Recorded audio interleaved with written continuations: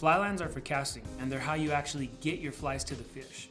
Knowing which fly line to select for a particular situation can sometimes be the difference between catching fish and not. Also, fly lines will heavily impact the feel of your fly rod while you're casting. So a lot of times if you pair the wrong line with your rod, you're gonna regret purchasing the rod that you did, but it really has nothing to do with your rod, and it has more to do with the line that you're pairing it with. I'm a certified casting instructor with Fly Fishers International, and as someone who really enjoys the casting aspect of our sport, I have a particular interest in fly lines and the different purpose each design can serve. So let's talk about the various fly lines and why you might want to select one over the other. When you get a new fly line in your hand, the box the line is in will have some letters and numbers to help you quickly identify the line. For example, if we take a look at this box, we can see that it's marked WF3F. The first two letters correspond to the type of taper that was built into the line. WF here meaning the taper type is weight forward. The type of taper built into a fly line will have a huge impact on how it casts and therefore how it presents flies. For example, weight forward fly lines are made for easier casting because more weight is built into the front portion of the fly line, say the first 30 feet of your fly line. With more weight near the front of the fly line, your line can cut through the wind easier, and it just makes casting easier in general. This is pretty much the most common taper you're going to see anglers using. Another common taper is a double taper, which is basically thinner on either end of the fly line and thicker in the middle. And most anglers I know who fish double tapers do it because they want a lighter presentation on their flies. So like a weight forward fly line, it's going to be a little bit less delicate on presentation because there's more weight towards the front of the fly line, versus a double taper line where the weight is more in the middle and at the end it's thin, so you'll get a lighter presentation. Another benefit to a double taper is that once one end is worn out and begins to fail, you can just reverse it and fish the other end. You essentially get two uses from a single line, which you just can't do with a weight forward taper. So at the end of your season, when you fished a lot and the line's worn out on a double taper, just flip it around and you can start all over the next year.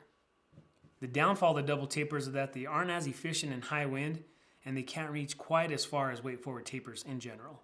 Weight forward and double taper fly lines are by far the most common, but there are definitely plenty of others. And it would take hours for us to cover all the different tapers out there, and manufacturers are constantly coming up with custom tapers for specific fish like muskie and bass and all this. My recommendation is that you put in your own time and see what you really need. And a weight forward and double taper are definitely going to be something I bet you're going to want in your arsenal, your fly line arsenal. But there may be other tapers that you find are really good for you personally and that you use a lot. But again, weight forward and double taper fly lines are by far the most common, and that's what I recommend when you're first starting out. The next thing we see in the identification sequence is the number 3. This tells you the weight of the fly line. You can use this number to help you match up the line you're buying with the rod and reel that you've selected. So if you've selected a 5-weight rod, then you should have paired that with a 4 to 6-weight reel. This means you should select a 5-weight line to finish off the setup. Every line manufacturer has a slightly different definition of what it means for a fly line to be a 3-weight or a 5-weight. But there are organizations like the AFFTA who put out tables so that there's consistency across manufacturers when it comes to fly lines.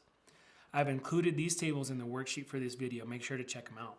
The final value you see in the sequence for this fly line is F, which stands for floating. This tells you that the line is designed to float on top of the water. If instead this letter was S, this would tell you that the line is meant to sink. Which you select depends on the type of fishing that you're doing. Floating line is a good option for most trout situations, especially if you're fishing dry flies or just your standard nymph rig. Sinking lines come in handy when you need to get down deep and you've already maximized the length of your leader, like when you're fishing deep lakes or streamers in fast-moving water. Sinking lines come in lots of different variations. You can get sink tip lines in which only the tip, say the first 10 feet of the line, sinks, or you can get full sinking lines in which the entire line sinks. You can also buy sinking lines which sink at a specific rate, like 2 inches per second, depending on how fast you need to get down into the water column. Another thing to mention about fly lines is that most good fly lines now come with a welded loop on the ends. This makes rigging really convenient, and I'm going to show you more about that in Module 2. But if you can, make sure you're buying fly lines that have welded loops on either end. Fly lines are one of the most customizable things in all of fly fishing. And what you're going to find if you do some research is that most top manufacturers have lines for pike, bass, trout, tarpon, and the list goes on. and they'll give you a great pitch about why you need each of these lines depending on which species you're fishing for. All this means is that you then have to buy different spools for all the lines you have, or go through the cumbersome process of changing out lines on the same reel depending on which species you're fishing for. Manufacturers are trying to increase their opportunity for profit, which again, I'm not slamming them for, but you just don't need 10 rigs with 10 different fly lines, not to start anyway.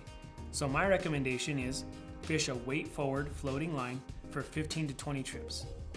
Only explore other options of fly lines as you begin to understand their purpose and use.